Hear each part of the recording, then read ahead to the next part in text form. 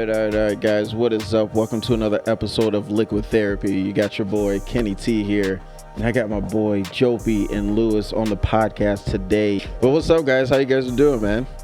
Feeling good. Feeling good? Happy to be here. That's good. What about you? Lewis? Busy, working, doing what I got to do. On the grind all the time. That's what's up, man. That's what's up. So tell me, guys, about yourself, man. Like, tell the folks who you are, where you from, because it's actually an interesting story. Where y'all from, man? It's actually pretty good. Well, I was born in Puerto Rico, Woof. so that's always fun, right? Yeah. I came here when I was 7, learned English, worked, growed up. And from there, just kept learning and growing through, Yeah. Dang. working on cars, love helping people, Yeah. taking care of a family. That's good stuff. That's good stuff, man. Yeah, I'm Lewis. I was born in Puerto Rico as well.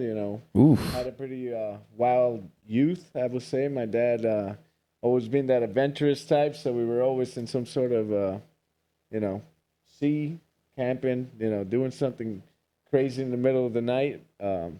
Definitely came out here in 1998, total change of lifestyle, had to adjust, had to, get used to the American life. And, I got to say, we're pretty successful. We've done what we have to do, and we have things we work on. So, good. That's good stuff. That's really good stuff. Yeah, I tried to adjust the mics there because I forgot I put me on priority. So when I talk, it lowers your guys' mics. But I tried. I can't do it now. It's already recording, so we're good. We're 2 minutes and 30 seconds in. Making progress, guys. Making progress. We'll get through it, I'm sure. Yeah, so what you guys drinking on tonight? Coors Light, took a little shot of Coors of apple. course. Oh, you taking shots? Man. I can't do that, man. I gotta keep this under wraps, I gotta have control. Yeah, the host didn't want to participate. What kind of host is he? I don't know, but We'll probably do that at the end. we'll figure it out as we go along. Maybe at the end, we'll take a shot. Yeah, we'll see. We'll see how that goes. Man, oh man. Dude, what are you drinking? You didn't even tell us what you're drinking on. Same thing, Coors Light. I'm a simpleton. I mean, I do too, but when it comes to podcasts and stuff, I like to get a little nice little buzz. I was gonna get some Wood Virgin 10-year repose, but I didn't know if that was gonna be too much. I mean, you can drink what you want to drink, but dang, On the rocks, gotta drink it. man. What I do, part of my living. So now I'm like joining these guys that have been running companies for quite a while. So all they want to drink is stuff on the rocks. Whether it's Maker's Mark or Wood Virgin 10 years. So getting used to it, I guess. The politics. So what do you guys do for a living? Well, I just recently got promoted to site manager, so I've been going through some training. Got to participate in some of the managers' meetings, and it's actually pretty cool. You think it's all business until Yeah. you get out there and you start getting fucked up with these people, and they're just like everybody else. They're just running the business. So Dang. cool. For those of you that don't know, I also used to work with Lewis. So John, that was on the podcast before too. I worked with him and Lewis at the same time. It was interesting, very interesting. Yeah, we still got scars all over the place from Kennard. Don't be lying to them, man. Don't be lying. What was your daughter doing? Trying to beat the wall down or something like that earlier? Wait, what? No, she wasn't. Was she? She gets talking to Walker. Oh yeah, when she gets the walker stuck, she gets all mad and starts screaming and stuff. That's not my half of her right there. That's the wife. I bet to differ. I don't know. What about you, Jopey, man? What you do for a living, bud? I'm free winging it right now. I've just been working on cars, and then I got 2 houses. I'm trying to fix the houses, get them going. So you're trying to get in? You're basically into flipping houses and everything. Yeah, That's good stuff, man. Get that going. In the beginning of everything's slow. It Yeah. takes time. But I've been just working it. Just slowly every day, just being persistent.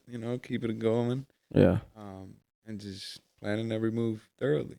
That's good. That's good, man. That's really good. I mean, how do you accomplish something? You just take it step by step, have some fun along the way. Yeah. Definitely had some fun last night. Yeah, my buddy actually just met him like this year, and he just a big, just going out and doing things. So he's a big titty fan, titty club fan. Oh. Yeah. Oh. Those Guess guys. Guess where we ended up at? KT. Was it 390? Oh yeah, 390. I will never step foot in 390 again. I'll never do it again. I won't step in there with Hey. you neither. You cost me $200. No, that was your brother. No. Everybody pitched in on your ass. No, hold on. Let's get this straight. Let's get this straight for a second. Do you even remember the night? I remember that part because that's the part where I got mad. We went it was my bachelor party, so we went to the strip club, had some fun and everything. First time in 390. I'm like, I like what's the Atlantis? Yeah. Atlantis, I like Atlantis. That's a good spot. So these two were with me, and Zach, George, Joel. Who else was with me? I think that was it, wasn't it? Zach, Joe, Corey. George, Corey. Yeah. Yeah, myself, John. Yeah, John wasn't there. No. So we get in there. We're all slapped because we started like at, was it 1 o'clock? Started drinking at 1. 11. We started Like driving. 11. We started driving at 11. Yeah. All right. So we started driving at 11. Went to Topgolf and all that stuff. I'm going too deep in it. But anyway, about the strip club. So we get there. All of it. I'm slapped. Like I'm in and out. Like I remember this and then I don't remember that. So I'm sitting there and then these two are slapped. I don't remember where you were at. But I remember walking up to Jopey. He's like, "Oh, what up, bro? Yeah, it's good, man. I got you a dance. I'm like, where? I'm gone. I don't know what's going on. You know what I was doing? I was too busy getting George a lap dance from a crackhead looking one, and I'm like, making her rain so she can keep going. He's looking at me like, you motherfucker. Oh, God, that's bad. So I get in there, do this. Mind you, I may have been drunk, but I was conscious enough to remember each song playing. And they charge per song. Oh, yeah. And she said, "Oh, I was dancing for 4 songs." I'm like, "Oh, hell no. Nah. That was at least 2. And she's like, "Oh, you got to pay me." I'm like, he told me I got to dance. He talked to him. And then the bouncer came trying to get me. I'm like, hey, hold on. He wanted me to get a dance. Like, he told me he got it. And then went into him. He's like, "What's going on?" Everybody's drunk as hell. Everybody's like, "Well, how much is it? And then that's when we left. It was bad. Between you and George, you motherfuckers took my wad. That was not right. Okay, the George part, that's on you. That's on you. It was like every penny was worth it because you should have seen his face. I believe it. Recorded, but I think that was the only time he's actually been to one. Ooh, his mom might be watching this. I just thought about that.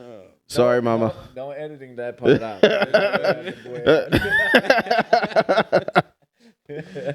If this is still in here, this is definitely Kevin's fault.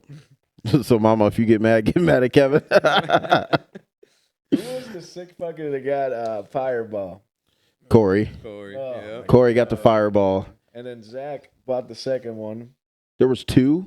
Oh yeah, 2 little buckets. Remember the little shooters? Yeah, I remember one bucket because he threw up in one of them. So At the end. the game was whoever was passing out, you wake them up and hand them one so they keep drinking. So Zach was like, yeah, he lost. He was puking in the lawn. Yeah, I don't remember that part. I don't remember that at all. I remember Hard Rock. I remember that. Oh, man. Another bad I choice. know. I don't know how it led to that. Nice. We're not going to go into details, but yeah, I had a good time. Had a really good time. Oh yeah, it was good. Oh, man. So what do you guys do for a side hustle? I know you guys got a lot of them. So I got a slogan. It's called, "If it starts knocking, you better get to walking, baby, because I'm selling you a car as is."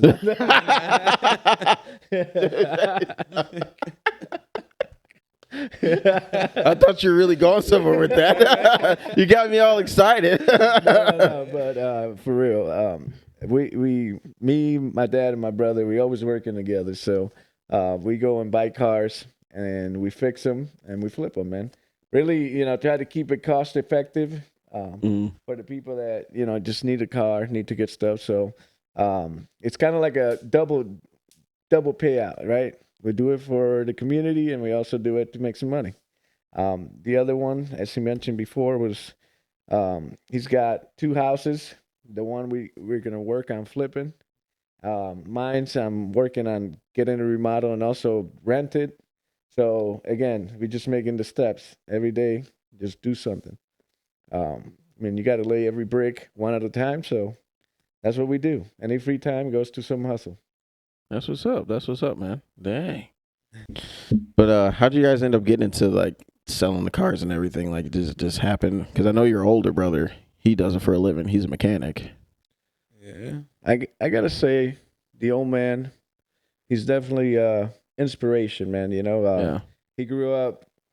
I mean, he lost 2 siblings early on. Not to get a little on the downside, but he's always worked for himself. Never like clocking in. So whatever he wanted to learn, he just got it. He didn't go to school like that. I mean, he did go to college, and then after that, he's always done it for himself. So he was always hustling. So he just talks, brings up an idea, and we just like, bam, pick it up. And then the car thing, we just all kind of like went in it.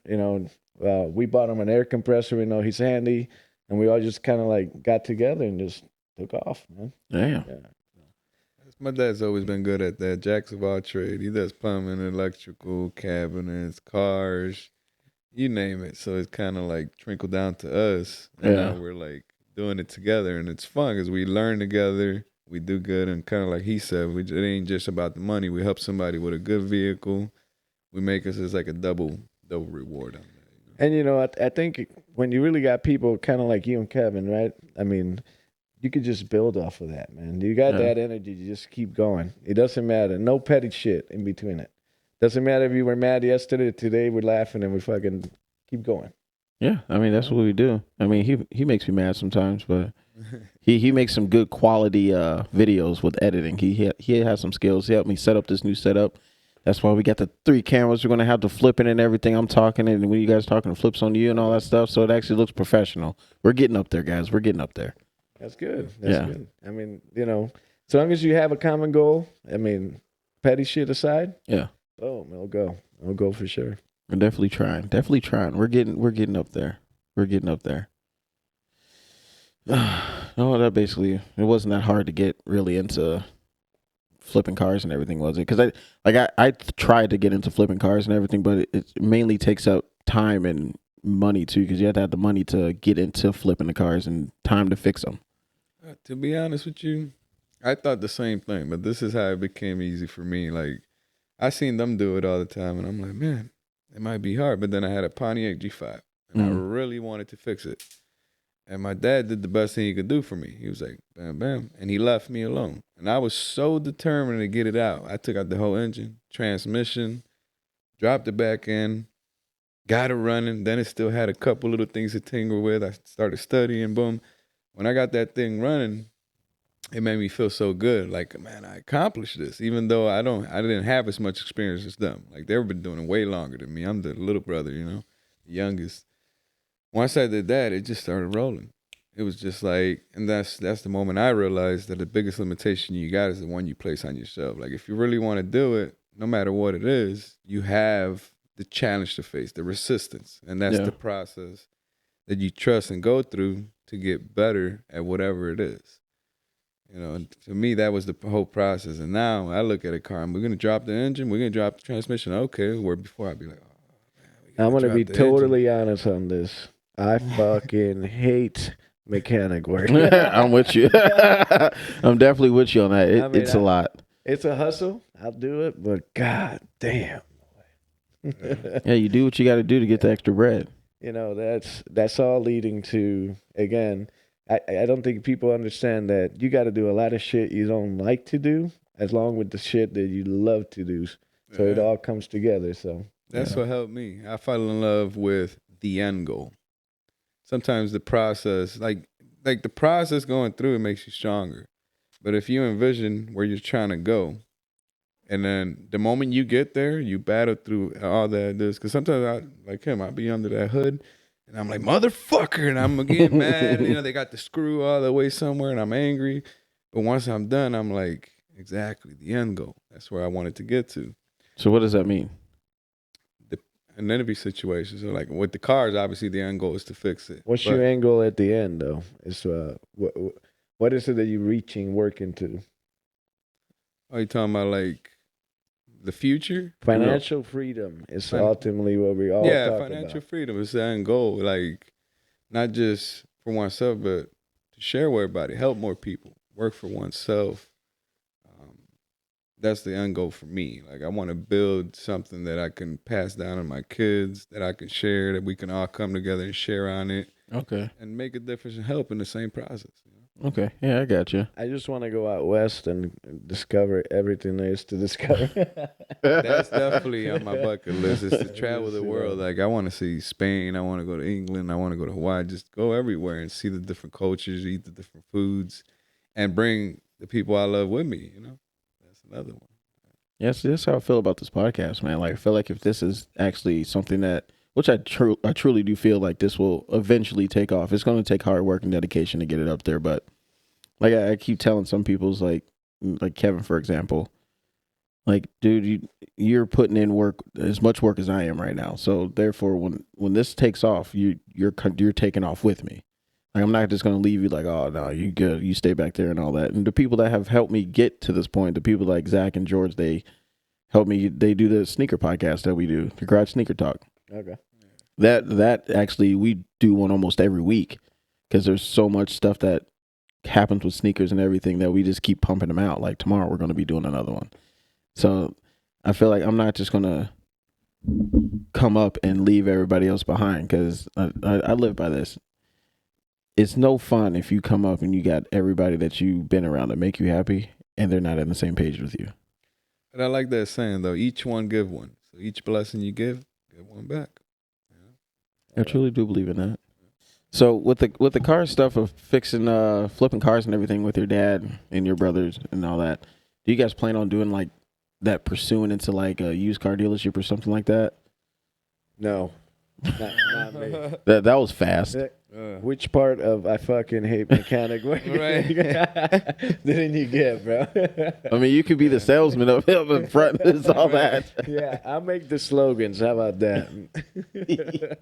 That works. That works. I lean more towards the houses, to be honest with you. Like, it's a good stepping goal because, especially me right now with so much time, I can do 2-3 cars, like 4 in a month. You know, if they come in and then I'm ordering the parts and going, it's just a good way to put some money. But I see more than Gorth towards that, towards the houses. You know, flipping that, making that. Something bigger to have Yeah. enough income, and then seeing where else I can take it with, you know, where it can go from there, and just keep building, like, because I got a big vision. For me, it's like nice house, decent property, where I can hunt, fish. It could be like a dirt bike, like on like 20, 30 acres or more, and like, That's a lot of grass to cut. no, it's gonna be mainly woods. See, that's what I keep trying to tell Ari, dude. It's like we're You keep, on the. you keep about 2 good acres, nice and mowed, Yeah. and then the rest woods. Yeah, woods. Just Yeah. go, you know, or just let it be. I mean, you could get 4-wheel, dirt bike, hunt. That's what I plan to do, and that's what I want to do. But at the moment in time where we're at, like we planned on building the next like 2 years, but she talked me back a little bit. I wanted to do it in the next, like we're going to buy land next year and then sit on that for a year and then build the following year, and then hopefully move in within that year of starting to build. It takes about 9 months to build, so.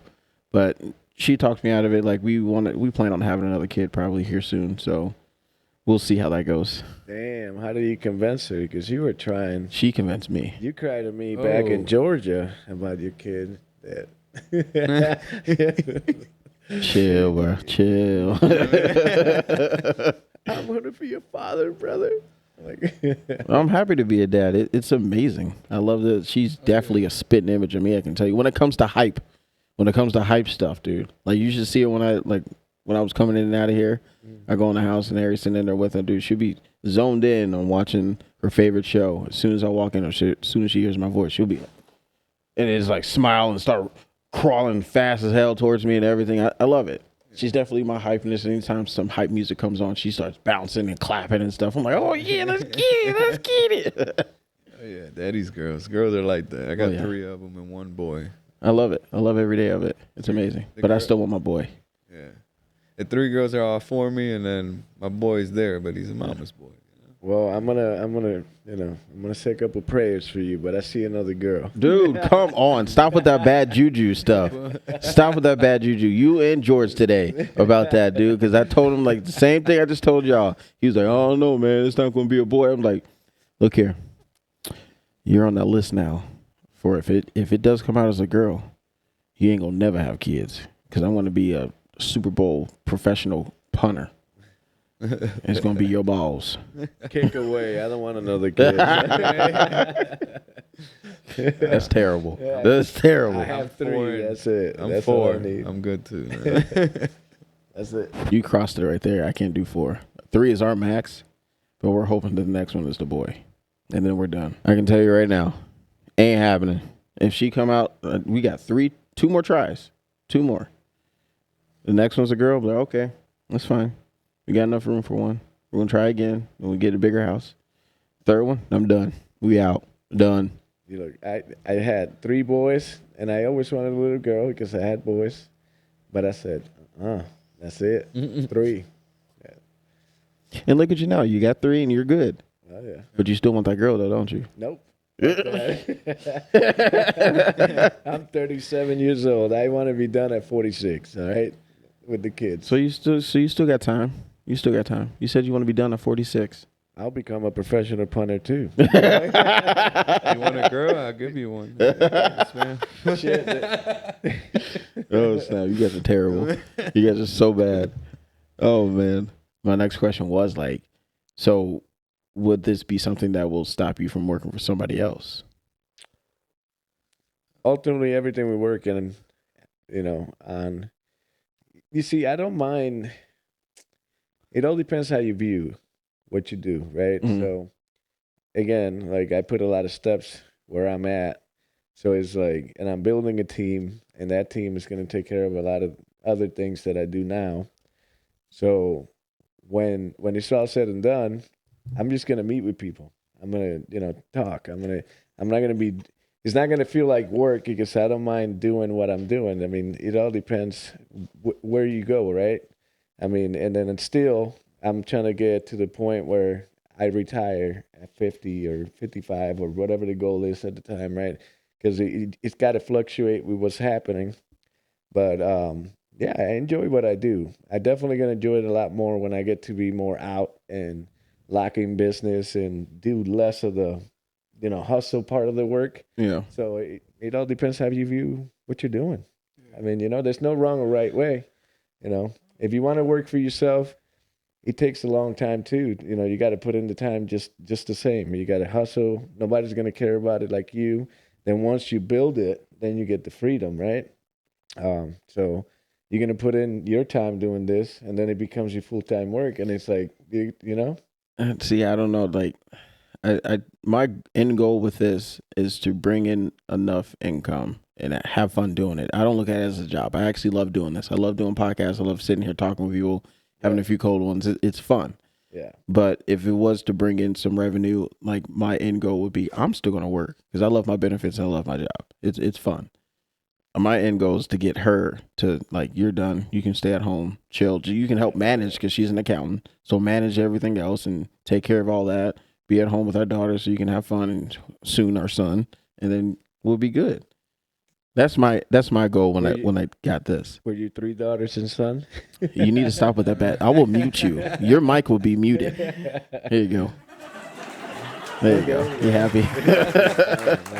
We need to do that more often. No, for me, like I said, everybody sees it differently. Since I was 24, that's all I strive for, was to work for myself. Yeah. But it depends how you look at it, right? There's always the why, right? Regardless whether you work for somebody or yourself, there's going to be work. It's going to be a lot of work. regardless to build it or to not. But I always looked at it like if I worked for somebody else, I feel like I invested my 10, 15, 20, 30 years into somebody else's dream, somebody else's business. And once I retired, they still enjoy the benefits of that going. So when I do that into my own business, into what I want to do, and for it could be for the kids, the family that all could come into that if they want. You know, obviously it's their choice. Everybody got different dreams and goals they want to aim at. So for me, that was one of the biggest things for me. So then, with that being said, then do you ever think about what position you're in? You're helping somebody else get rich and all that stuff. So what about when those roles are reversed, basically? So you're that person that you have employees and they're making you rich. Right. So, like I said, that's not necessarily That's a a good bad question, thing. though, ain't it? That's a good question. That's a good question. But I would encourage, everywhere I went, I worked, I encourage people always to look at that. Like I worked in many different places and they're like, oh, this shit job, all this, all that. And I'm like, well, why won't you, first of all, think about what you can do 24/7 that you will love. Like you said, this would be amazing for you. Do this 24/7 because you love it, you got a passion. So I tell them, go find your passion.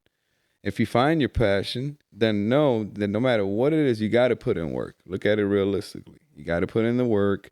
You got to study, do the research, put in the time, put in the work, regardless of what it is. But when you do it, I wouldn't have my employees, I'll tell them the same thing. I'm like, you're not happy here? Well, what can I do to help you? And no, look, and then I'll tell them my story. This is how I did it. This is the work I put in. And then see, like. I think the biggest When- poison of everything is people's mindset, right? So, however you view it, if you're okay with what you're doing, I think so many people, and then we push towards like complaining and doing all this stuff, right? Why are you complaining? And if you're complaining about it every day, every single day of your life, why are you not doing anything to change it? So again, it's just the lack of vision. I think is what gets people the most, and then they feel like they want to belong somewhere, and a lot of people complain. See, the way you said the lack of vision and everything, you don't see yourself basically doing something. You don't see that future or anything. And when I had Eric on here for the first time dads and all that stuff, he asked me a serious question that I wasn't expecting it, but this has happened twice so far on a podcast. People ask me a question, I'm like, I wasn't expecting that. But the first one, the second one was Eric asking me like, so where did this podcast thing come from? Like, why'd you start this? And I was dumbfounded. And then a week later, I'm like, bro, that's why I started it. I saw Street Alpha on TikTok. Shout out Street Alpha, dude. You guys are doing an amazing job. They do a podcast just straight for cars. And he has all kinds of people on there and everything. And it's actually really good. And I literally watch that every day at work just to take notes and everything. But he also has good content and talking to a few hype guys. Like I've actually grew up watching and everything. And they're not much older than me. Right. So that's where my idea for a podcast came from. And from there, it's just like I felt like this was like my calling. Like I've never felt so much passion about something. And I told Ari about it, and I'm like, yeah, I want to do it. Like I'm like, I've never put this much money aside from the GTO. I've never put this much money, this much time and effort into something. All right, it's very hard not to keep coming at you when you mention things that have been on the pipeline for goddamn 10 years. How long you had that GTO? Oh, come on now. Hold. All right. I'm going to put this. It's probably going to come up in other podcasts too. So I've had a GTO for about 10 years, and I've drove it for probably about 3 or 4 years. I didn't know them at all. They haven't even seen it. And I'm always talking about it. I'm building it. Did I say 10 years or what? I've had it for about 10 years. Enjoyed it. When I bought it, I enjoyed it for a little bit, and then I got bored and I wanted to build it. So I decided to do turbos. I've been on this turbo build for it's been 5 years now. And I'm at a point to where motor's in, trans is in. You got to do the fuel lines. It is 90% done. And it will be done this year. 2024, it will be on the road for summer. I get to drive first? You ain't driving that damn thing. You got me. You love me. You got me up, bro. That ain't happening, bro. No, I can't do that, man. But some people don't understand when it comes to that. Well, the GTO and everything, like the reason why it took me so long is because that car has more. It's not just a car to me. It's actually attached to my grandma. And when I lost her, I didn't want to touch it. Like I didn't drive it or anything.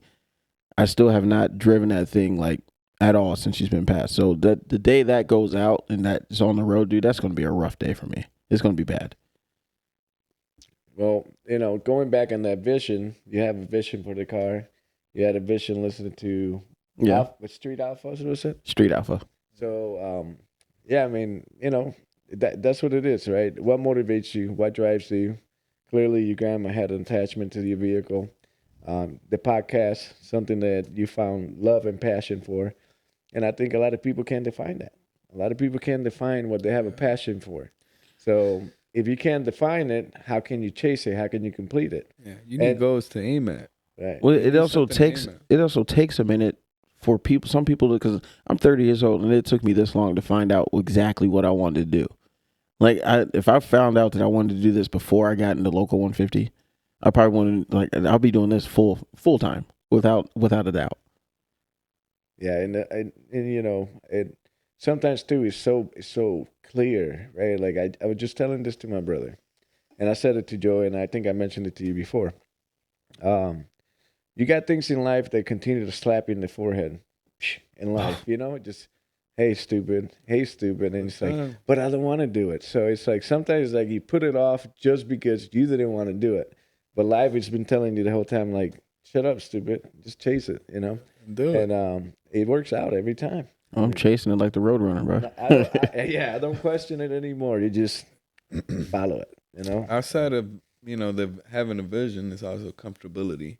Because to chase something you really dream for is very uncomfortable. You got to get out of your comfort That's zone. where you're going to succeed. It has to, in order to succeed, it's going to be uncomfortable. Right. Yeah. And then you got to be able to move forward even when you can't see. There was this little saying, I liked it. I forgot the book. But eventually it was, what was it? The cat, the dog, the fox, and the horse. And eventually the kid and the horse were in the forest. And he's like, hey, I can't see where to go. And the horse told him, well, can you see your next step? And he was like, yeah, well, just take that step.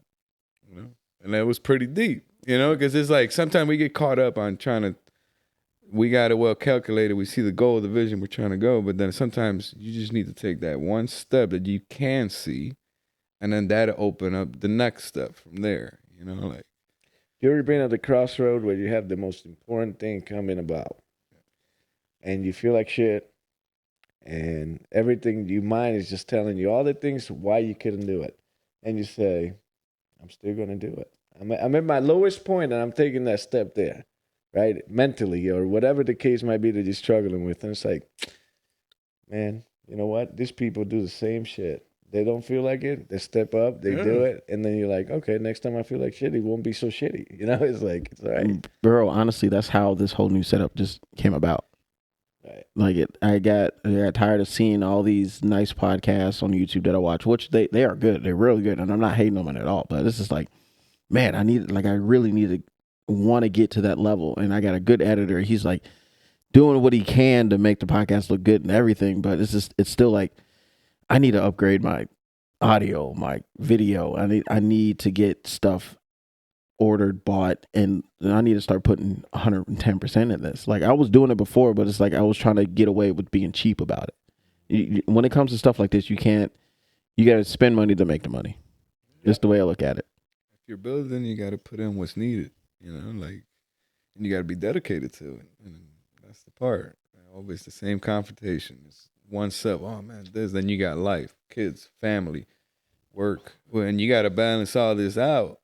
But I can tell you right now, bro. When you feel it, man, you'll do it. I can tell you right now. The last, I think it was a week or two in of doing podcasts and everything. Actually, this whole month, I just started and I started hitting up people like, hey, you want to get on my podcast? Hey, you want to get on my podcast? This whole month, I've literally, this is including y'all because y'all here now. Yeah. But this whole month, every Friday and Saturday, I've had a podcast. And it's difficult trying. And at the time, I didn't have Kevin, so I was editing while I was doing but after I did a podcast, I'm editing. So I'll take my days where I'm not picking up Eliza. I'm in my office until like midnight editing videos, I know I need to get shorts out there and all that stuff. And it's nonstop, dude. I swear. Like it's non freaking stop. And Ari's trying to study for her CPA exam. She's working until 6 half the time, and then she gets home at like 7:30, and then I get off at early, and then my hours are starting to pick up. So it's like I'm trying to still find that balance. I think we got it. She's understanding. She can see the vision just as much as I can, and she's like, okay, go ahead and do what you got to do. I'll put her down. I want to study, and then go to bed, and then I'm out here doing my thing. And it's good to have that partner that with you that can see your vision too, and help you build it as you're trying to build it. Yeah. And and a lot of the times too is you could have 95% of the puzzle, and all you're missing is something simple, right? Like you have all the hard corners covered, and all you need is that other puzzle. So a lot of people have a problem relying on each other or being vulnerable, or exposing yourself. Man, fuck that. If like I think I seen you post the other day, and you said I'm always talking about the truth or something like that because I'm not afraid to make enemies. I think it might. Oh, have been that earlier. was today. That was Yeah, today. I that's posted that. So it's like that could have been more true, because it's like if you walk in your truth, you're gonna make enemies, and if you get caught up on whatever because it's outside of you, and like just think about it. Not at least 90% of what you go through is outside of your control. So you got 10% to make the choices out of that 90, and if you're worried about anybody else, then you're gonna be behind quite a bit. So Well, I can tell you that right now. It took me until I was 30 years old to realize like because I tried to control everything that went wrong in my life. I'm not trying to talk about people. You serious? No, not you. Shut up. You Kennard? No. I tried to control everything, and it took me this long to realize it's like when stuff like, for example, today, I had a rough day at work. Leaving work, I'm like, all right, I'm ready to go. I'm already stressing out, trying to get here, set up this new setup before you guys get here and all that stuff. And I'm not even joking. I get a minute, and our driveway into work is at least a half mile long. I got 3/4 down that driveway, flat tire. Now I didn't even make it out of work. Still in work, and I'm like, what's that noise? And I look out, tire completely flat. I'm not even like the old me would have been like mother mad and all that stuff, but I literally just got out, popped my trunk, got out stuff out. I buddied out one of my coworkers that was leaving right behind me. I'm putting it to the test. I'm gonna look at that car. The car's not even here. The Volkswagen. Over there? The Volkswagen's sitting at Discount Tire right now. I drove like as soon as I got out of work. I had that flat, put that spare on. I didn't take the highway. I took back roads. Took me longer to get home. That could have frustrated me, but it's like, I got my music playing. I called Kevin. I was like, hey, I want to be late. He's like, oh, I'm stuck in traffic. Call George. Hey, can you pick me up from Discount? Take me to the house. He's like, yeah. All right, cool. Get to Discount. And on top, dude, this would have set me off. I get to Discount. Already like, I'm like, all right, it is what it is. I'm just going to let it blow off. There's a lady outside talking on the phone. I'm like, all right. I walk in, she's sitting there talking on the phone. I'm standing in the line. The lady comes up and says, hey, to ring me out and see what I need and all that stuff. This lady that was on the phone walks right past me, right up to the counter like I wasn't standing in the line, on the phone, and then got mad when the chick looked back at me and said, can I help you? And then she's like, oh, I'm a customer too. It's like, bro, did you not see me standing in line right here? Like, ooh, I would have went to jail. If it was the old me, it would have been a world star moment. But I counted to 3, and I was like, all right, I'm good. I just let it happen. Just like I did this. Some people in the waiting room saw me. It's like, oh, what is he going to do? Oh, my God, he might. Let me get my phone ready. Like, come on, let's do it. I'm like, no, I'm just like, all right, whatever. And sure enough, that lady at the counter said, I'm going to help him first before I help you. And she got all mad and said, I'm a customer and all that stuff. Did you moonwalk straight to the counter though? You should have. I should have. That was your worst moment right there. See, at the moment, I was too heated to think about a funny do moment. it all the time anywhere. You should have done it right then and there. You like, make a point. It's a skill that I'm proud I have. Oh man, but yeah, with all this we're not getting too deep or too sentimental and everything, but actually every morning before I start work, I'm on TikTok, not for just scrolling or anything. Well, a lot of good inspirational videos pop up on my news feed, and it actually keeps me going. And I save a lot of them, because it's like you want to keep hearing that, and it's just like it's good. And some of these I wish some people would send to me. It's like, okay, thanks. I know that you care. I know you care. I appreciate it. But at the same time, I'm like, I'm my own person. I can do what I can do. So you heard that, guys. Next time you see him, just give him a hug. Then the man needs a hug. Speaking of that, I actually saw one. I think it was a YouTube video, Facebook video or TikTok video. There's this one guy just going up to random people, handing them notes, saying like, Okay, "I'm proud of you." You've seen it? Yeah, I seen it. Yeah. Yeah. I'm proud of you. You made it this far and all that stuff. Random people, you just seeing the reactions of people's faces. Like it's like, dude, what would you do if someone actually passed you a note like that? And I seen him do it to a lot of hot chicks. How much do you think he picked up? Hey, I'm like, I almost jacked this idea. I mean, I almost did. I remember I was 24 or 25. And I was with a buddy of mine at the time. He said, you know what? Let's make it a point that every morning, 3 random people, we say, hey, good morning. You're looking very nice today. And I just want to say hi. And so I can't do that. I need So, coffee, mind you, and my coffee still don't get to that point. I'm like, nah, just don't talk to me. Let me listen to my stuff, and then I had a I beer go as instead far of a as opening coffee, the door. but no, I'm just kidding. No, we did it though. And that one day there was 3 ladies sitting at a picnic table for break. We're walking our usual routine, cutting through the grocery store, going to the gas station. We seen them. They were just kind of sitting there like, and we're like, man, good morning, ladies. You guys look very beautiful today. And we just wanted to say hi and to shine bright, right? And they were just like, oh my God, thank you. And then when we walked away, the difference, they were like laughing and joking, actually talking. But before we came, they were just sitting there like, it's a good feeling, ain't it? just eating. And me and my buddy Nick were like, and I did it every morning. It reminds me of another time, my brother-in-law, he was being a dickhead about it, but it was funny. He was really just trying to be funny. And he was in my car. He's like, I'm just going to wave at random people. And we're driving. He's like, just waving at people. And they're like, and he got excited and started waving back. And we're like dying laughing. He did it to like 20 people. But the way their face lit up, you know, like in that moment, they were just like walking. And then they're just like, and there was maybe like 2 that were like, And and see they're like, that, I don't know you. bro. See that type of energy is like what I tried to, like, for the longest time since I worked with you guys, since I started and I got to know John and everything, because you know how John is. Oh my God. John is a rock, dude. He just like, leave me alone, you monotone person. I'm still dealing with that motherfucker every day. No, but it's like I try to, like, I feel like I kind of did rub off on him a little bit, because I'm always you know how I am. I'm always happy and dancing and all that stuff, and play a certain song. I'm just like all up in it. I can be sober or anything. So Cowboy boogie. I'm going to ask you a couple of questions to recap on you and John's relationship. How long did you date for when you guys were a night?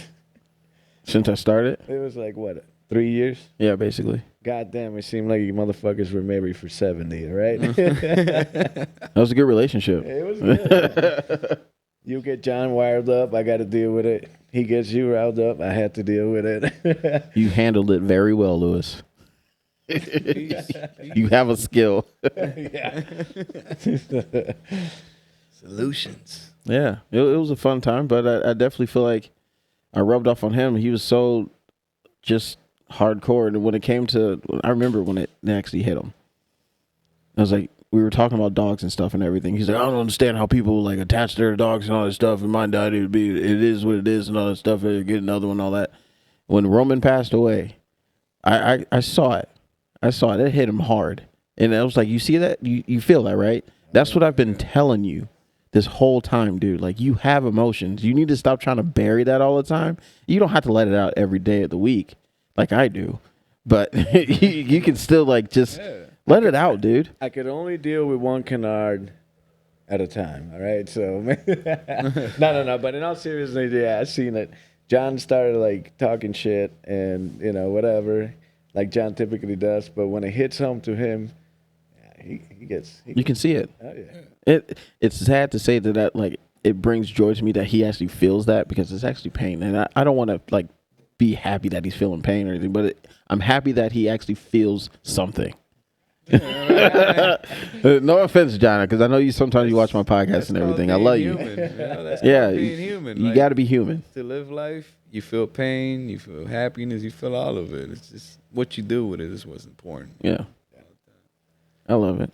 That's why I love talking to y'all, man. Y'all just so these two right here, guys. These two right here are so uplifting when it comes to any situation you're in. And I know Lewis hates when I talk to him about all kinds of stuff and everything sometimes. No, I don't. I don't. But I love talking to him and Jovi, dude. They definitely, when you're feeling in a rut, man, they always have the right things to say. You guys are a G, bro, and I appreciate both of y'all. Y'all do it for real. If I could give you $1 million, I would. Remember that when this fucking shit takes off, you owe me $1 million, asshole. I ain't think I'm gonna be bringing in $1 million like that. Hey, I'm patient. 20 years. I Hey, give you a cool like a few grand or something. Like, dang. You guys heard it. I got witness. It was $1 million, not a watch. I said if I could give you $1 million. Just give me a hug and take me around the world. That's all I want. That's one thing, dude. Oof. That's one of my ultimate goals, though. Honestly, is if I ever did hit big or something, or say something this hit big to where I'm well off or something, I'll still work regardless. But I want to compound bad.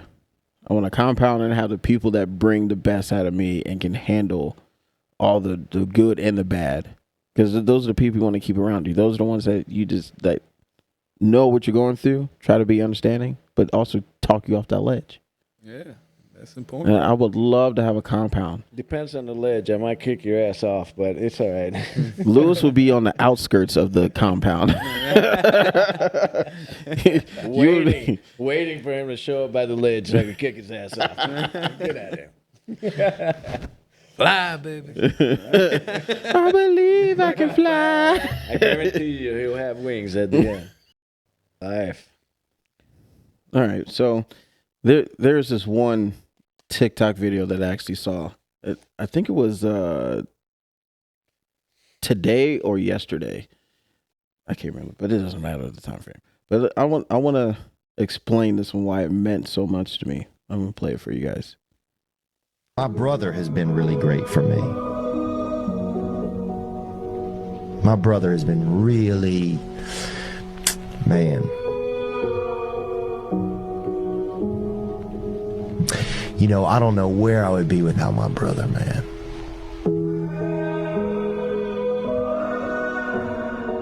Just that, like that right there, like it got me thinking, because I'm not close to my brother at all. I can't stand him. If I see him, I'm ready to fight. I don't talk to him or anything. I try to avoid him, but at the same time, I'm looking like, dang, if it wasn't for him messing up, did the things that he did, I knew what to do and what not to do. Hmm? And it's just like, okay, I need to get over being mad at him and everything. It's like, all right, I appreciate you. I really do. Thank you for taking that sacrifice and messing up so much with what you did in your life and put me on the right path. You know, a lot of the things that happen between families that at least I see, we get so caught up on what we fed every day. So I'm really big on brain food, right? Like, and sometimes my body too. But right now, you know, I'm eating kind of shitty. But besides the point, it just, what are you constantly feeding your mind, and Everyone. what are you able to get past? Like, I mean, me and him, we've been through the thick and thin. Everyone. You know, we have been through the thick and thin, and it's like, who cares, man? I mean, are you without mistakes? And then is it worth it, man? Just fucking push through it. Yeah. Push through it. I mean, I feel like if not your brothers, if not your family, if not a close friend, then who? You get what I mean? I mean, I think people dwell on things too much. So to get past all those things, you gotta fucking just move. Yeah, and it took me 30 years. No, I wouldn't say 30 years. It took me about 15 years to actually realize that, because I held grudges for the longest time on my mom and my dad and my brother. And not so much my brother. The recent is my brother, because he's done some messed up stuff. But my mom and my dad, mainly my dad. I forget my mom. That's my mom. That's my mama. Love her to death. Do anything for her. But sometimes it's like, makes you want to kick a fat kid with cake or some shit like that. Like it gets to that point. But at the end of the day, that's my mom. Do anything for her and everything. Dad, on the other hand, man, half the time I want to punch that dude in his face. Like I don't even want to hear him talk. I don't like asking for advice or anything because it's like I'm doing better than you right now. I've been doing better than you at a younger age, the same age you were at when I was at your age, whatever. I messed that up completely, but you get what I'm saying. Yeah. It's just like, how am I going to take advice from you when you haven't even reached the points that I've reached? Well, the funny thing that goes with that, and I'm so glad you went down that avenue, right? To put it that way, is that so many people think you can't learn from people that haven't gone through or have acquired what you feel like success. Success for everybody's different. So success could be me being an alcoholic and having to fight through that and actually getting past it.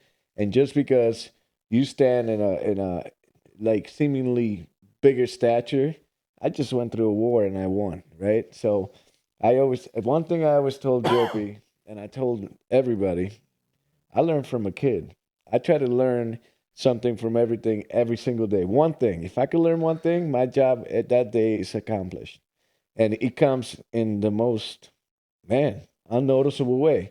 I wouldn't be expecting the next thing you know, I've been struggling with something or trying to figure something out.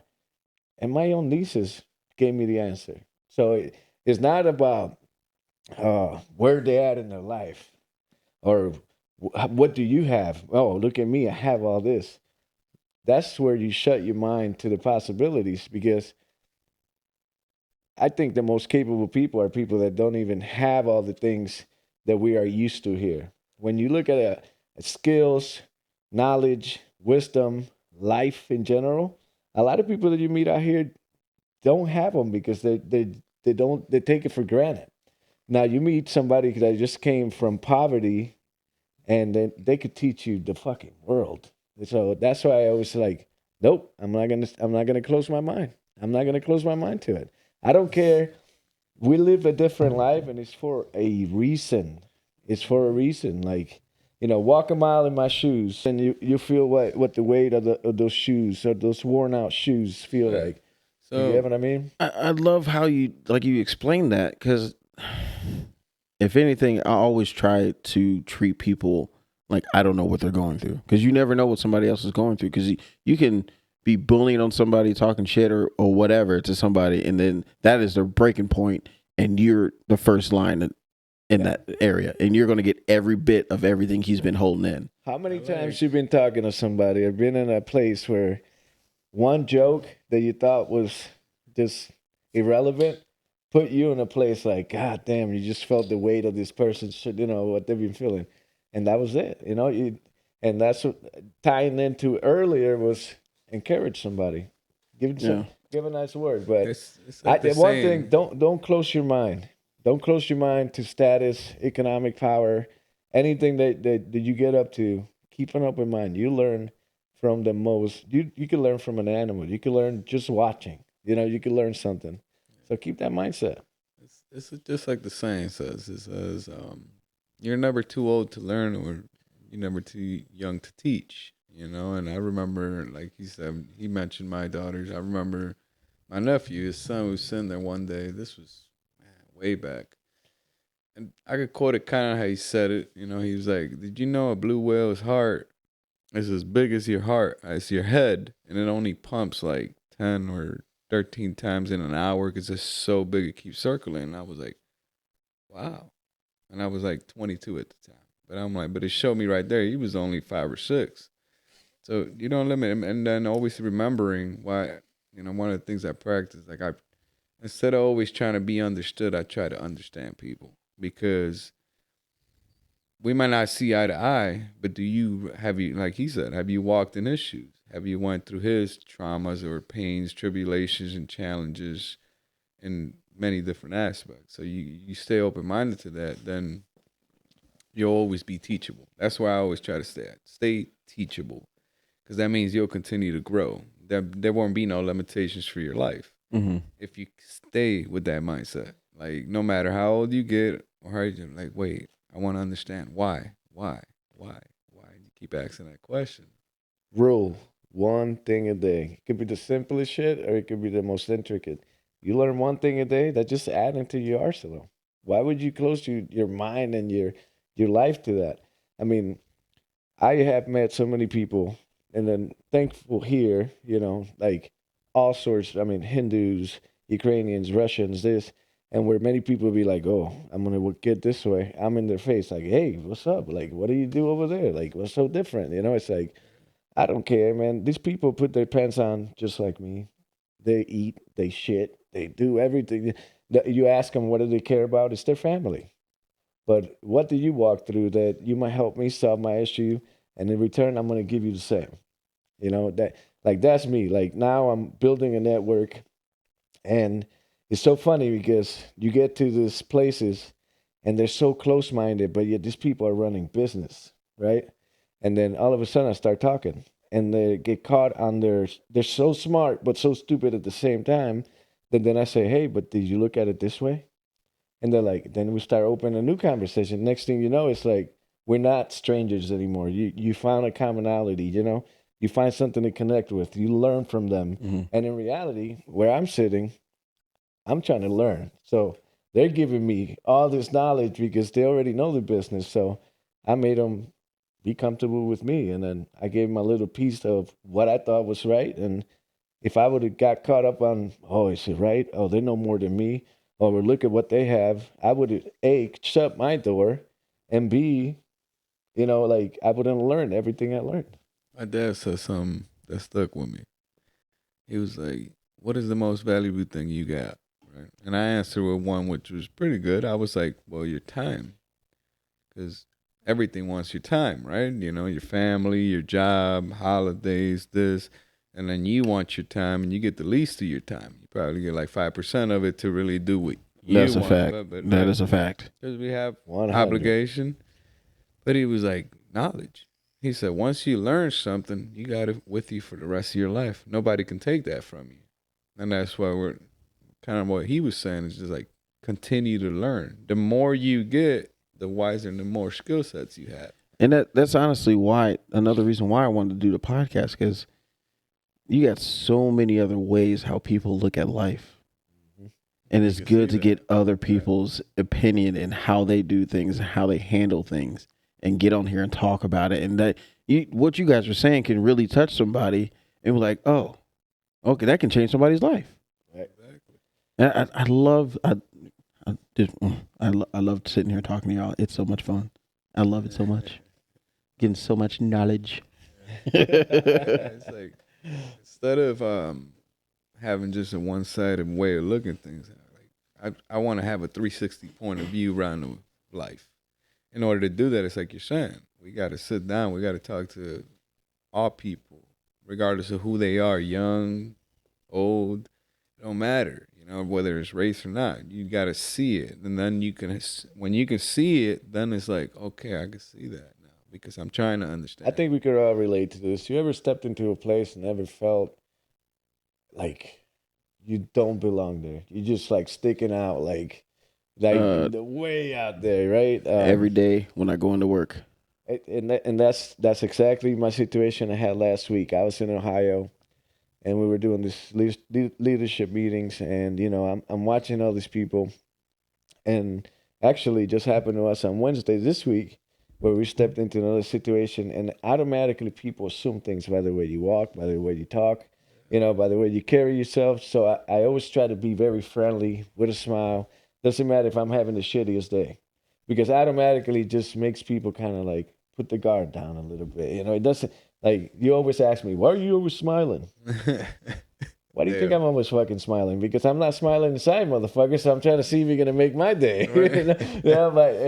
But a lot of other days I am. But again, we went there, and then it just instantly, by me smiling, talking, and bringing something back into reality, they opened up, and it was a great time. you know, overall, it was a great time. Talk about smiling. That's funny. I'm always smiling too. I remember I was working a job, and they're like, "This guy's always smiling. Like we're in this shithole here working," and I'm like, "Well, I get to provide for my family today. I woke up today.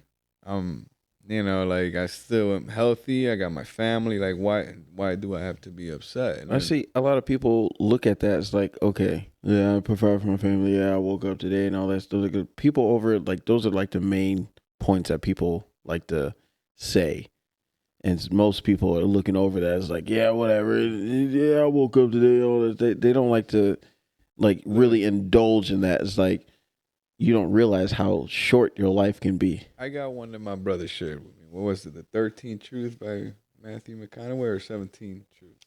It was 13. 13. This one hit me hard. Like all of them were deep and good, but he was like, chase joy, not happiness. Mm-hmm. I was like, he's like, the difference between joy and happiness is result reliant. Meaning, if I get the job, if I get the promotion, if it's always based on getting something. He's like, where joy is a constant state of gratitude. Where it's in being grateful for everything around you at every time. So he's like, chase joy, not happiness. And that one stuck with me deep. I always think about it. I'm like, exactly. So no matter my toughest time, I'm like, I said this in a couple meetings that I used to go back to. I was like, everybody, when they first get something, you notice they're happy. They get their new phone, and it's like, oh, I got the new. But after about a month, man, this piece of shit phone. Then they get the new car. Oh, yeah, this is nice.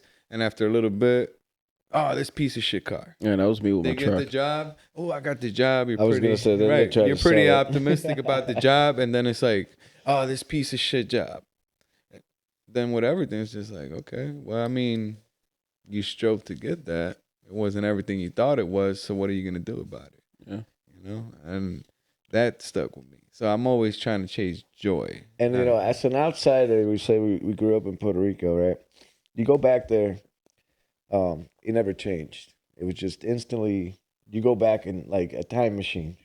Is you're back at home. And it's like I remember last time I visited was 2019. How grateful I was that we weren't fed every day, that we needed to reach a status, that we needed to, like, at this age you have to be here, that it's this, you have to do that. And it's like, because and then it freed my mind, it freed my stress. So it's like you look at duties and things that you have to do, learn to enjoy them, man. Learn to enjoy having to go to work. Learn to enjoy your everyday step. Learn to enjoy that, you know what, tomorrow I'm going to go see my dad. My dad almost passed away a couple of times already. So every day is like a gift because I almost lost him. So, and it's all about perception and perspective. And it's like, I'm here for this long, but I know 5 years from now, I'm going to be exactly where I want to be, right? So Yeah. You want to share a little on that? Like some of his story? Like the reason we can smile every day, I must say, is it's our father. You're talking about a man that grew up sick since he was a kid. Well, I met your dad, and I could see the heart and joy in him when the first time I met him. The man, Good guy. Yeah, the man Really had good brain tumor, 2 heart attacks, sleep apnea, nerve problems, diabetes, cholesterol. And you still, every time you see him, smiling, going, moving, joking. and now, joking and whatever. And he could be in the middle of a storm and you still see him, this and that. I'm just pulling forward. And it's like, why? It's a mindset. Oh, wait, it's a lifestyle. Bro, Ooh. what if your dad was on this podcast? That would be fun. I feel like that would be a lot of fun. It'll be the Spanish edition. Yeah. I'm like, yeah, we definitely need one of y'all here for interpretation. That would be good. I would be willing to do that, man. That would be awesome, man. Liquid therapy, KT. Spanish. Kenny T. Get it right. Kenny T. Man. But there's actually one thing that I actually want to play for y'all that this dude I actually listen to a lot. He does quotes every day. And some of them, like, basically all of them. Like, it's like, I know dang. what you're talking about. Describe him. He has the glasses. Yep. Deep quote. Yeah. That dude. Good ones. He needs an Oscar or something, dude. Because it's like you can be in the roughest situation. You're like ready to be like, I'm done with this and all that stuff, and you hear him. This is like, dang, you got a good point. You got a real good point. But this quote that I actually saved, I have a few of them saying, but this is the first one that popped up. Someone asked, "Can you do a deep quote, a deep hard quote about life?" I'm like, okay, that was actually a pretty good one. Since we're sitting here talking about life and everything, I was like, oh, this is like a good setting for it. It's a good little setting for it. If you don't mind, I'll play it for you. Go ahead. Let's do it. Everyone has a story. Everyone has been through something that has changed them. So, never judge a person by the chapter you walked in on. I'm leaving home for the coastline. Bro, that right there is I live by that because I anytime I meet somebody new, I'm just like, all right, what you about? And they can be mad or anything. First meet me, they're like, oh, who the hell are you? Get the hell out of my face. I don't want to deal with you and all that. It's just like, all right, he's going through his little thing or whatever and all that stuff. I'll let him be. But you never know. You can just be like, hey man, how you doing, man? You looking good, man. All that stuff. That can make somebody's fucking day. It makes somebody's. I look forward to doing something like that. Yep. I mean, you could do it now, every day. Every day of your life. You look good today, Lewis. I like your fresh kicks you got on over there. You finally complimented me on some of my shoes. You know what? I take that. You don't like my grandpa 3000s, He's like, bro? You know, Lewis, you always dressed really good. But man, your shoe game got to man step up. I'm gonna buy you some Jordan. I'm still waiting on those Jordans, Kevin. I remember exactly which ones. You wanted some 13s. They were white and had a red bottom. So now I have Jordans and $1 million coming from me. You need to take back that $1 million because I said if I could, I'd give you $1 million. You know what? I'm hanging on to my truth. So I got a question for the host. Uh-oh. Kind of change the tune a little bit here. So now that you're a daddy, what do you do for fun? Be This. a daddy. This is my. Oh no. Honestly, I had the best day. Today's Friday? Yeah, yesterday. I got off at 3. My hours right now. Got off at 3. Went to go pick up my daughter. Dad life, yes. Picked her up from my mom's. Put her in her $300 freaking car seat. Got home. And like when I picked her up, she was sleeping, and she was just like the whole ride home. She was mean mugging me and all that stuff. I look in the mirror, I turn around at her. She's still like, "The hell you looking at, nigga?" You know, I'm like, "God damn." A little light skin, the canard looking right at her. No, but we got home and her just like I can tell like it brings joy to me that I bring that much happiness. Not saying that Ari doesn't show it or anything, but that much happiness to my daughter. I can't even explain it, dude. Like it's amazing. Like yesterday, we had the most amazing freaking day. It was awesome. She's sitting there. I'm sitting on my phone, like, and then she's sitting watching her show and clapping and stuff, looking back at me like, "You gonna clap with me?" Like, come on, let's clap. I'm like, all right, I'll clap with you and all that stuff. Then she started having and screaming and talking, and she wanted to walk her and everything like that. That right there that made my week. It made my freaking week. I love it. What I do for fun, honestly, anything I do with my daughter is fun. Awesome. Anything I do with her is fun. You ready to go skydiving again? Yes. 150% yes. You know, I tried to take this guy when we went skydiving, and he said, "Again?" He saw like, "Again?" the fear of God was in his eyes. Like, Jesus! Man, if anybody out there has not gone skydiving and you're scared to do it, You gotta go. you got to go, dude. I can tell you this right now. Amazing. The day I went, I didn't even know I was going. Ari surprised me with a birthday gift, and he was in on it. I didn't know nothing about it. Oh yeah. I was happy. I was scared shitless, dude. I did not want to jump. I was excited until we got up there and they opened that door and I'm like, oh yeah, I made a mistake. And then didn't even count. Pushed me out. And I'm like, oh shit. Like you feel that stomach when you're on a roller coaster and it's like but once you flip over And he said, you put your arms out and stuff, dude. Honestly, I've never been at peace more in my life. So I really fucked this one up because the reason why I always ask people is that I like popping their cherry on this because their face, for me to see their face as they get put on the side of the airplane, is priceless to me. Like when I see that fear face, I'm laughing the whole time. I enjoy it. He's not lying. I Yeah. got my video, right? And he was behind me and the guy was recording. I said it was my birthday, so he made sure we were the first out of the plane. Oh yeah. And when the camera was like this, my brother's in the back like Yes. Yeah.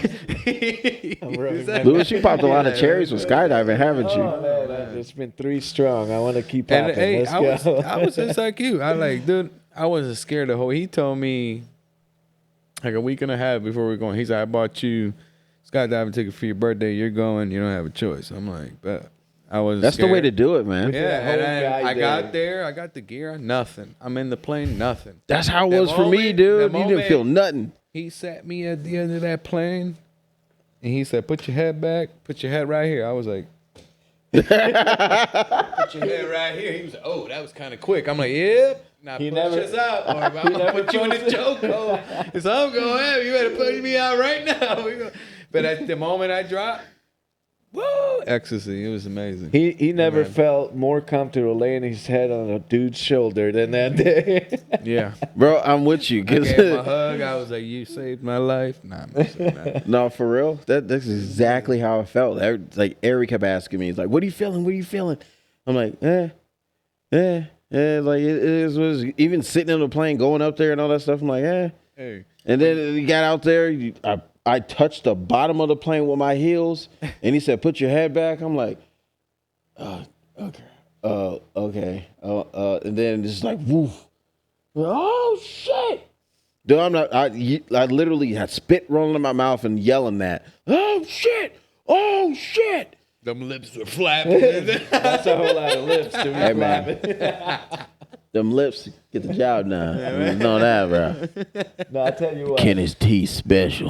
You know when I sealed the realized I had marriage, something never. wrong with me? You know when I realized I had something wrong with me? I jumped off that plane. He had to pull my head back because I was so excited looking at the ground.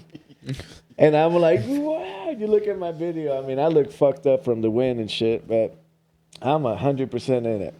Then everything after that, I'm just like, oh, man, I love it. Did the same love thing it. happen to you when you got in the car? Like you got done skydiving and then you sat in this car and then you were like, Yep. Yeah. I was tired. I was Tired than a relaxed. motherfucker. I was ready. Just like and I don't he want to do wanted nothing and then else. he said we were going motorcycle riding. I'm like, huh.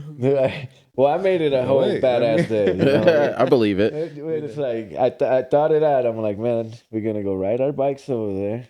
A complete mandate. You get what I mean? We're gonna ride our bikes. We're That gonna jump over, bromance. fucking jump off this fucking plane. We're gonna go eat and drink, and then we're gonna make it back. You know. And then what did we do after that? We kept The going. until motorcycle, night. and then we went to the gun range. Yeah. It was good. That's what I did for my 30th. Surprise birthday party out of nowhere. Didn't know what was going on. Were you guys here for that one? I went. It was over there at what's her name? No, for my 30th surprise birthday party. I was here. I was here. Yeah, we were here. AJ and all them played were in it. They pool took me to the gun range. Yeah. I shot better than them, you know what I'm saying? What do you got in the archery game though? Not a damn thing. I tell you that right now, not a damn thing. Well, you need to get one so we can compete. Yeah, Joey's telling me I need to get one because I saw he bought one. It was nice and all that stuff. And I'm like, yeah, I was supposed to go hunting this year, but I'm going to wait until next year, get everything situated and all that stuff. And I'll get there. Podcast is priority. Look, we can make a podcast while we're shooting arrows. Exactly. That is a vlog. Huh? That's a vlog. Let's vlog. I A play on. vlogcast. I play. It's not blog. It's vlog with a V, not B. A vlogcast. There you go. You got all that. Bonjour. Aristocat. Yeah. If anyone in the watching this video, comment down below if you can tell that either one of these guys have an accent right now, because everybody says they do, but I can't tell. ¿Qué? ¿Qué pasó? That don't count. Nah, you can't be doing that. All right, so this is the last one that I want to play for y'all. Because I save a lot of these because it's like, oh, this would be good to get on the TikTok video depending on the subject that we're talking about. Right. And I'm not trying to get back to the life situation stuff, but I feel like, dude, the way this dude says it, this is like, dang, bro. Like, you just took a 50 cal. You took a 50 cal and just hit bullseye for every round. You want to hear it? Are you ready? I'm ready to get blown out. Let's go. Okay, that was a little much. Dun, dun, dun. Got my editor over there laughing and stuff. He's like, Jesus Christ. Blown out. That motherfucker's sick. You know, All I right. know what you mean by that, right? All right. I'll play it for you right now. One day somebody asks yo, P, what's the component for success? Is it the way you think, the way that you talk, how you dress? Is it the people you meet, the shit that you learn, who you impress? Is it your line of work and what or how much you invest? I guess to succeed, you gotta overcome your fears, battle your own greed, conquer your own demons, become unsure, second guess everything you believe in, survive through the suffering to figure out the meaning, and go hard to the moment you bring the cream in. You might lose sleep, but it's gonna feel like you're dreaming. Keep your circle tight, always bring your team in. You need them to hold you down when niggas start scheming. Cause you living life, and while you posting what you purchasing, it's wolves on the horizon, vultures already circling. Get caught lacking, then you the clown, bring the circus in. Want your respect back? Go on, put some work in it. Violence scare the money up, see? I don't work for them. Big corporations like to treat you like you work for them. You ain't really a boss until you boss some workers, and if you don't do business to get rich, what's your purpose then? A lot to say out of that because, again, I'm entering the corporate world, right? Yeah. So it's funny because I have said this to many other people that, you know, I'm a supervisor to, I like to say a leader to, right? You're meant to treat the people that matter most to you like a company. And yet you go to work and treat everybody as family, right? That's what they want you to preach. Like, it's selfish for you to do it for yourself, but it's not selfish to do it for a corporation or for a job. Mm. And it's like, I find it funny. I mean, you have to remember this. It goes with what you said earlier today in Facebook. Speak the truth, walk the truth, share the truth. And I think it leads to a lot of people don't like to have uncomfortable conversations. So if I did it wrong to you, you close the door and shut it. We could have been good friends, or we could have been brothers, we could have been whatever. Why did you not take that step to tell me how I fucked up? What, afraid of the reaction? See, and I still face that today. There's actually a few situations recently that is just like, I know the outcome of it. I know how that person reacts. Do I really want to just go through that situation and like, all right, now I got to deal with this dude. He's all mad and being all sensitive, and it's like, I don't feel like dealing with it. So just at the end of the day, I just like, all right, brush it off. It is what it is. If it comes up again, then I'll say something. Yeah, I mean, I guess I'm not talking about people that don't matter. I think we spend a lot of energy on people that don't matter.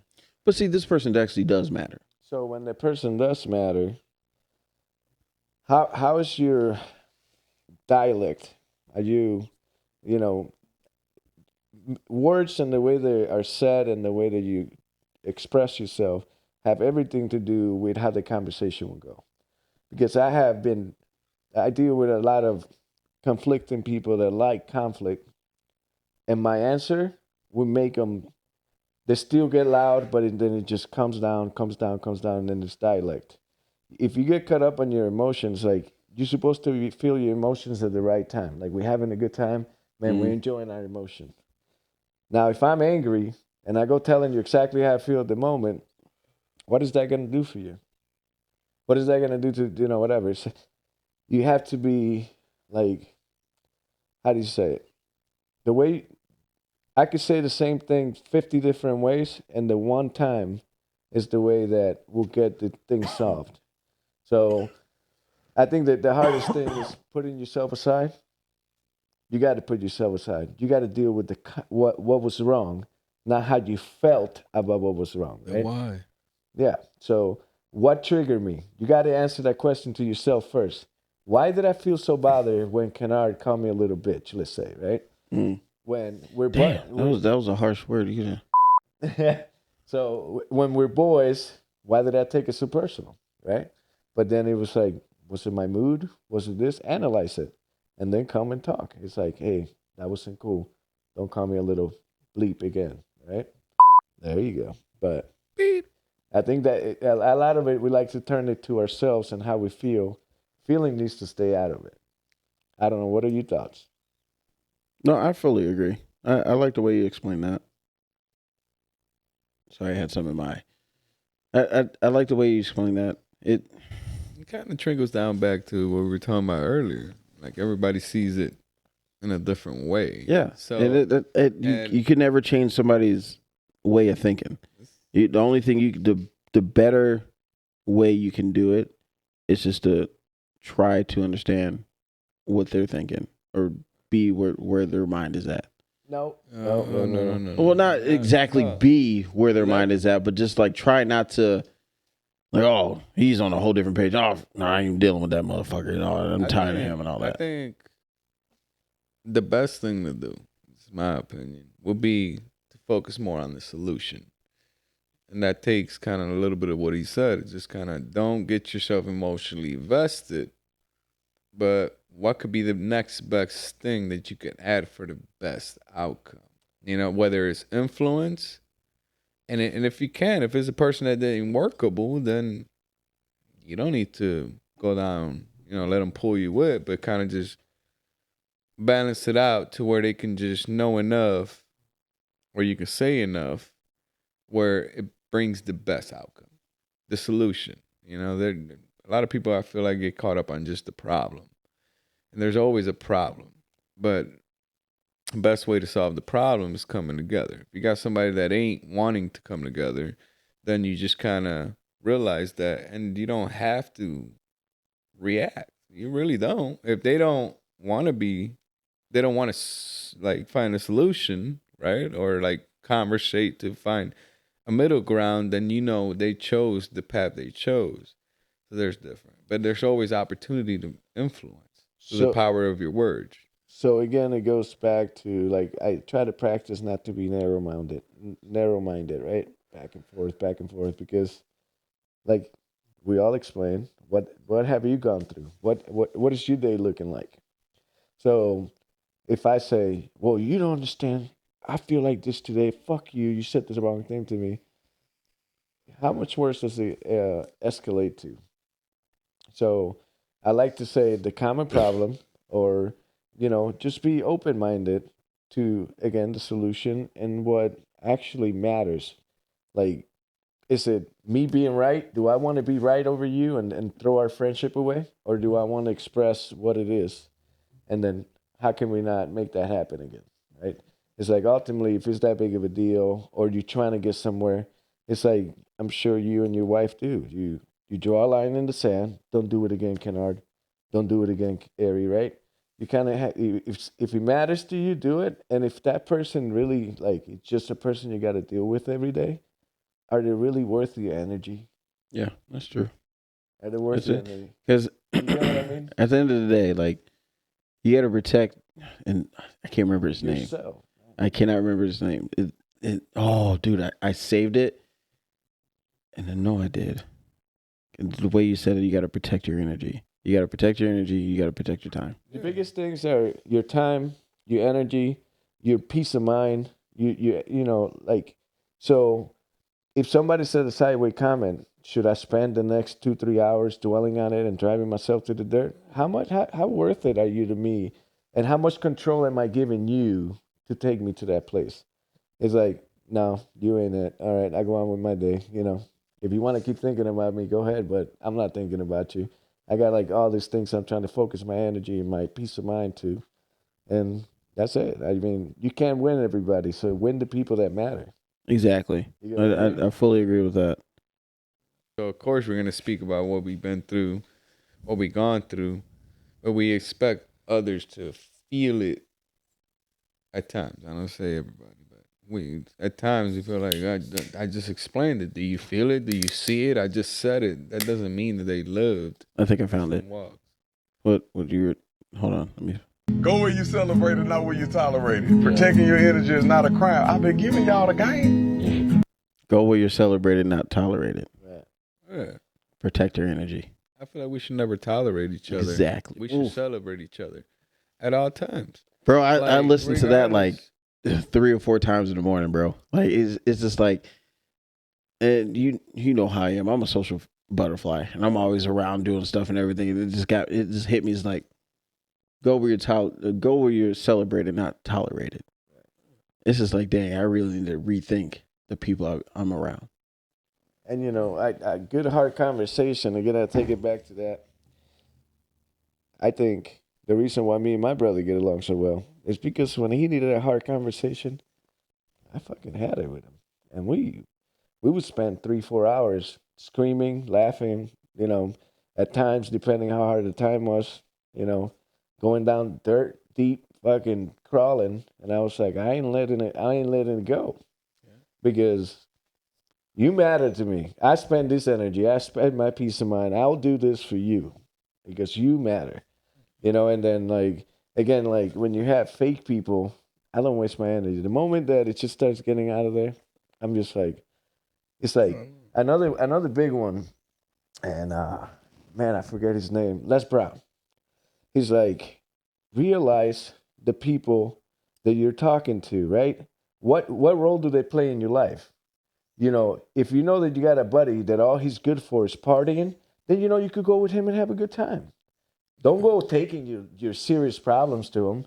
Then you have this person, your confidant. You have your comrades. You have all these people. That's another one. Which was that one?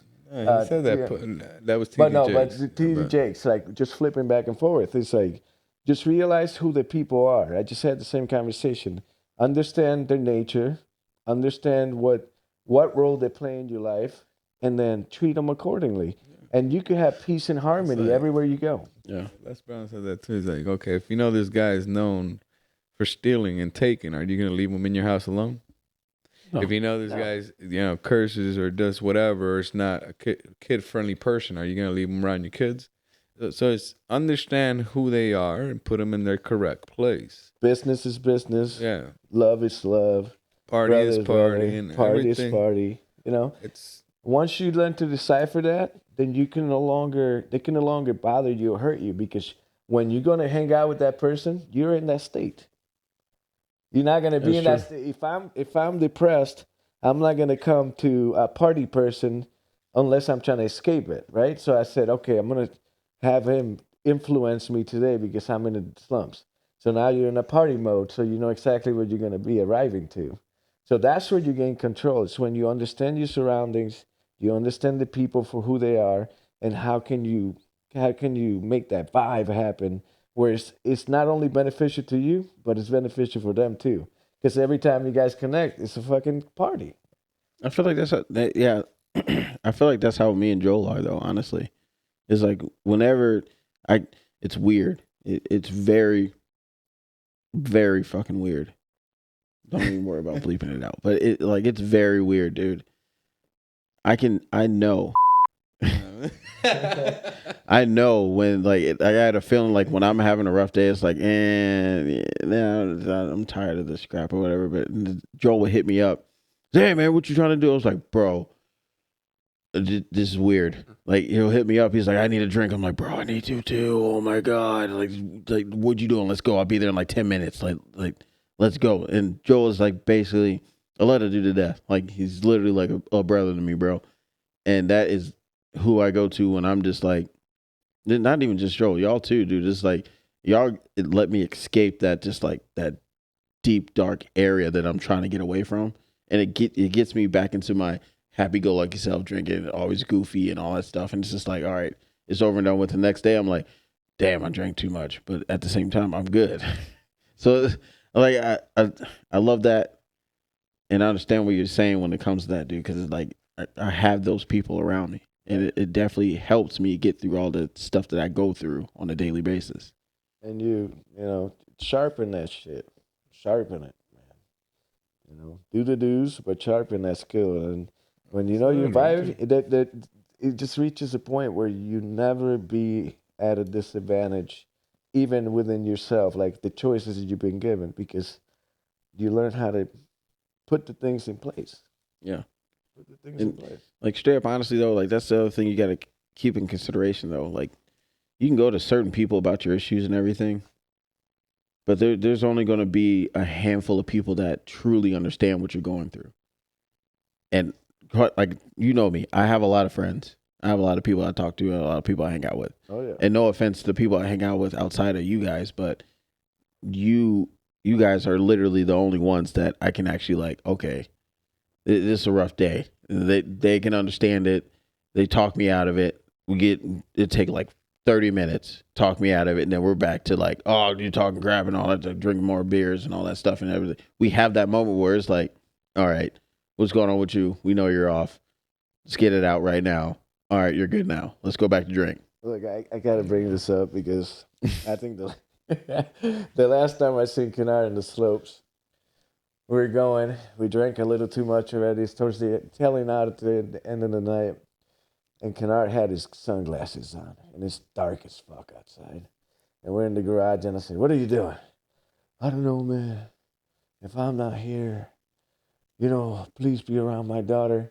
Oh, God. You're talking about that? I knew that was coming up, dude. Oh, my God. I grabbed him. I slammed him against the garage door, and I said, "I'm going to beat your ass. You better snap out of it in about 10 minutes. I'll give you 10 minutes, motherfucker. Let's drink." I tell everybody else that when I have my glasses on, it's dark outside. Yeah. When the shades are on, Kennard is gone. You got to bring him back to life. I mean, he worked for me when I was a little rough, but he knows I love the dude, so I wouldn't do anything to him. Hey, they definitely helped me out of some dark areas that no one else probably could, though, honestly. So y'all are doing a killer job. It was good. Yeah, it was good. It was good. I love this podcast that we did, guys. It was fun. You guys spoke on a lot of good key points, a lot of good advice for people out there. Like, you guys comment down below if you guys actually felt this like it actually helped you a lot. Like, just you needed some certain advice or something, and what they said just hit. Like, just let us know down below. Like, these guys will come back. I know for a fact. Oh yeah, Lewis and Jovi, yeah, you guys are coming back. I know you guys will be back. I do want to make it this way.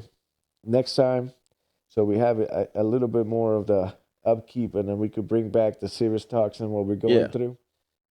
We need to go out together, do some stupid shit. You know what I'm saying? Yeah, it's been a minute, bro. It's definitely been a minute since we've been out, bro. Like, I miss those days. I need those days, but those days are also expensive. Save up, bitch. Yeah, stack up the money. I'll flip a car. We'll make it happen. That word is the big word that you need to speak for. I will clean up my vocabulary. But people understand. We're always going through shit, and that's just life. All of us are going through something. There's nothing wrong to reach out, talk, be open about it. Like, if you don't talk about it, how you gonna get a solution? Do not let that stuff build up, because that is a terrible outcome when that stuff. It's like an atom bomb. Oh yeah. You let that stuff build up, it eventually is gonna blow, and it's gonna get directed to somebody that does not deserve it, and that you don't want to put it on. Normally implode.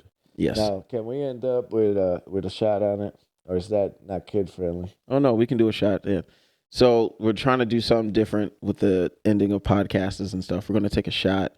I don't have everything ready, so we're going to do this while we're recording. So bear with us. Next time we're going to be ready next time and have everything in the fridge, shot glasses, and all that stuff. We're still working on it. All right. Podcast in progress. Like, we're still getting it. What are you guys trying to take a shot of? What are we doing? Your choice, host. I appreciate that. You recognize. I appreciate it. All right, let me get some. The fireball, bro. I'm not. I know. I'm not doing no fireball. Okay, that was good, wasn't it? All right, guys. So we're gonna do this shot.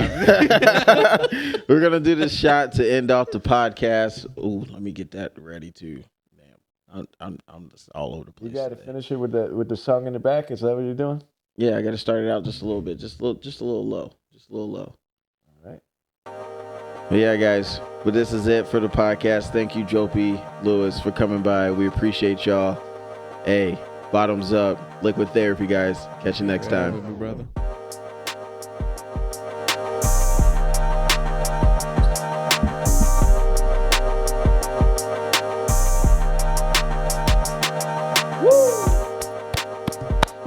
Nah, brother. Next year, you leave that in there. Oh, that went down rough. Better Oh leave it my in there. God. That's my shit. Mr. Beach.